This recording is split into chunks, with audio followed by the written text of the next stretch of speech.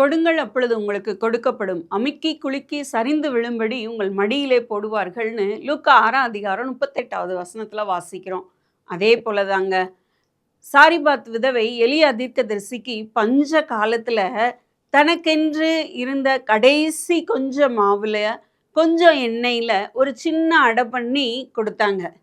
கொடுத்ததுனால பஞ்ச காலம் முழுவதும் அவங்களும் அவங்களுடைய வீட்டார் அனைவரும் நல்லா சந்தோஷமா திருப்தியா சாப்பிடுகிற அளவுக்கு மாவும் எண்ணெயும் குறையாமல் வந்து கொண்டே இருந்தது.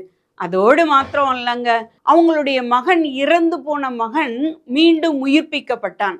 அவங்க இறந்து போச்சு முடிந்து போச்சுன்னு நினைச்ச காரியம் அவங்களுக்கு மீண்டும் அவங்க கையில கிடைச்சது. அதே போல உங்களுடைய வாழ்க்கையிலையும் உயிர்ப்பிக்கப்படாத இறந்து போன காரியங்கள் உயிர்ப்பிக்கப்படணுமா, அல்லது உங்களுடைய குறைவுகள் நிறைவாக்கப்படணுமா?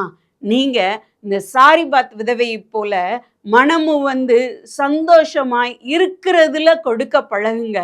தேவன் உங்களை ஆசீர்வதிப்பார். அநேகம் கொடுக்கும்படி உங்கள் எல்லைகளை விரிவாக்கி நடத்துவார். தேவன் தாமே உங்களை ஆசீர்வதிப்பாராக.